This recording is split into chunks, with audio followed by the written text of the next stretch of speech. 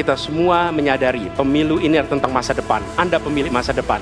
Saya yakin Anda akan memilih yang serius untuk jadi presiden, bukan yang main-main untuk jadi presiden. Kita harus rukun, kita harus bersatu, kita tidak boleh menghasut, memecah belah. Kita tidak boleh mengorbankan persatuan, kesatuan, kerukunan bangsa Indonesia.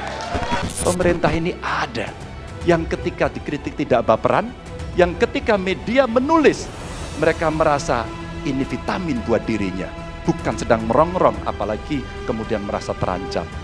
Kalau saya lihat generasi milenial, generasi Z, mungkin sebagian melihat visi misi. Ya. Tapi sebenarnya kalau saya lihat dari visi misi mereka ini, itu belum terlalu merefleksikan kepentingan generasi Z dan generasi milenial sebenarnya. Tapi visi mereka ini cenderung merefleksikan generasi di atasnya. Hasil pemilu adalah hasil kita bersama, hasil rakyat, seluruh rakyat Indonesia. Harus disadari bahwasanya itu adalah demokrasi untuk seluruh rakyat Indonesia.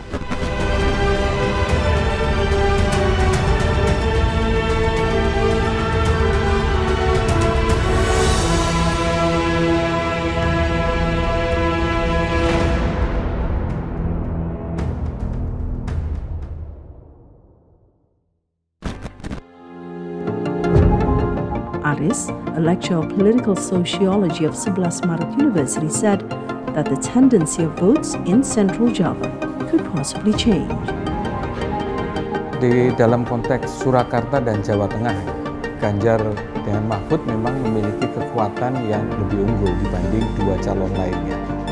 Itu lebih unggul. Tetapi dengan munculnya Gibran ini, saya melihat bahwa posisi Gibran yang berasal dari antara generasi ini kan interseksi antara generasi milenial dengan generasi Z ya.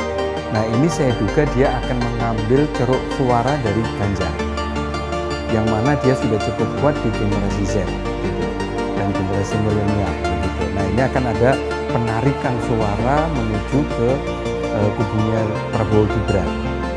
Jadi ini menjadi tarik menarik yang cukup penting untuk kita perhatikan di dalam ceruk suara Ganjar dan Gibran di situ. Karena apa? Karena suara mayoritas dari Pilpres 2024 ini kan sumbernya adalah generasi milenial dengan generasi Z begitu. Risiko politiknya lebih tinggi begitu bagi Prabowo Gibran gitu, dan di beberapa hal itu juga lebih bisa menguntungkan pasangan Amin dan pasangan Ganjar dan Mahfud gitu ya dalam beberapa hal, walaupun mungkin belum tentu juga gitu ya, karena ada tarik menarik dari kekuatan suara yang nanti akan masuk ke Gibran dan juga diperebutkan oleh Ganjar terutama sekali di Jawa Tengah begitu. Aris also highlights vision and mission of the three presidential and vice presidential pairs. Aris said that presidential and vice presidential candidates now are still focusing on economic growth rather than inclusive economy. Aris added the negative side from such economic growth paradigm is that it could sharpen social gaps and also lower down the People's Welfare Index. Saya juga tidak tahu kenapa ketiga-tiganya tidak ada yang mencoba mengambil inklusif ekonomi, pertumbuhan inklusif begitu. Nah, pertumbuhan inklusif ini kan kalau di negara tetangga kita yang sudah dipraktekkan itu adalah Malaysia dan Singapura. Di situ ya. Kalau tetangga selatan ya Australia begitu. Semuanya sudah inklusif. Dan inklusif itu memiliki kemampuan untuk menurunkan ekonomi, menurunkan tingkat kesenjangan sosial ekonomi di situ. Tetapi ketiganya tidak ada. Based on KPU data, the fixed voters in Surakarta reached 439,009 voters. Of that number, 32.36% are millennial voters, 29.26% of the Gen Z category, and 20.54% are of the Z generation voters, which means more than 50% of voters are of the young generation.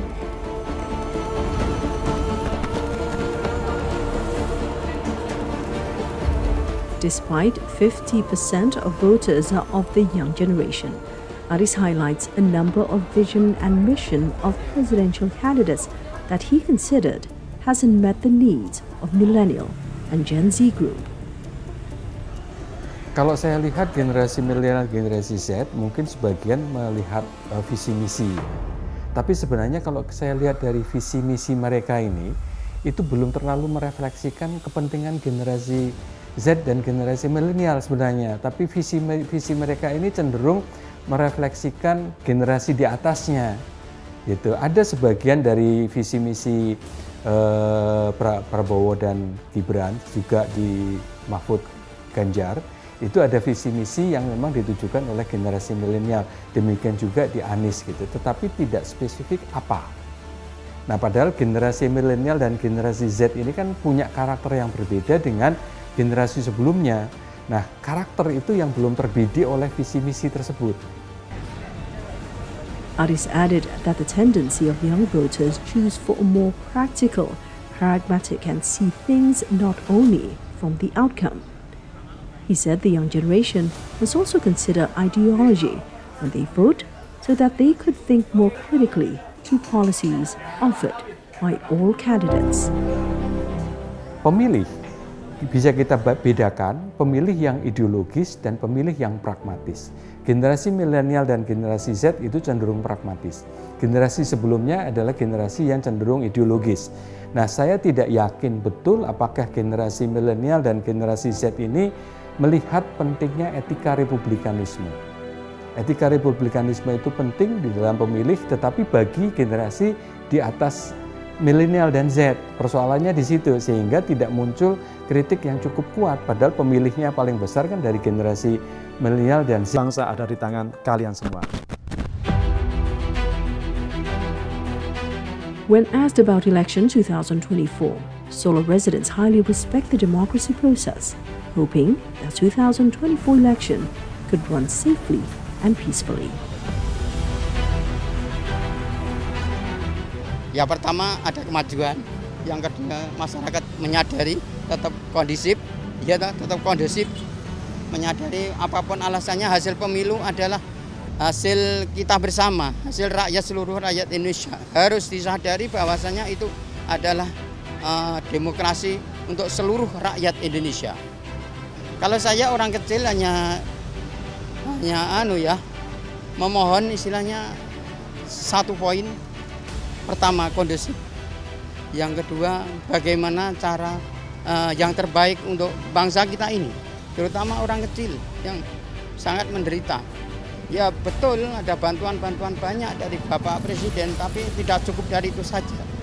Dari segi kesehatan, dari segi apa saja pekerjaan yang itu loh, yang ada yang belum dapat pekerjaan itu kasihan itu. Ya, kita sebagai masyarakat yang gimana ya, masyarakat kecil ya udah pokoknya nanti aman-aman aja kan, semua calon baik semua, pandai-pandai semua.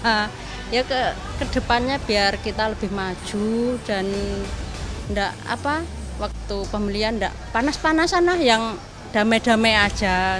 Ya mudah-mudahan baik, enggak pada berantem, baik semuanya.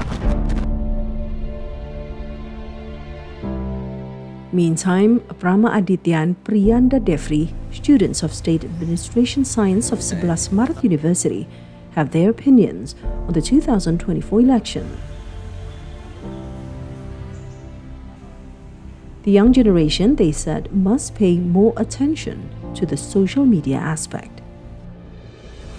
Kita itu tidak mementingkan bahwasanya bagaimana mereka membranding di media sosial, bagaimana mereka berjoget-joget, bagaimana mereka menyampaikan hal-hal yang berkaitan dengan promosi anak muda. Karena ini menjadi perhatian juga, karena bahwasanya anak muda hari ini harus menjadi subjek, bukan menjadi objek untuk meraih suara.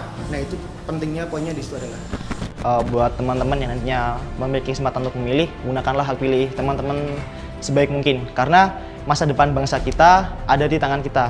Pemuda ini juga memiliki suara yang kuat melalui media sosialnya juga. Jadi harapanku para pemuda juga memiliki suatu organisme yang sangat vokal untuk menyuarakan kebutuhan-kebutuhan bangsa untuk keberlanjutan bangsa ini di 5 tahun ke depan. Seperti itu.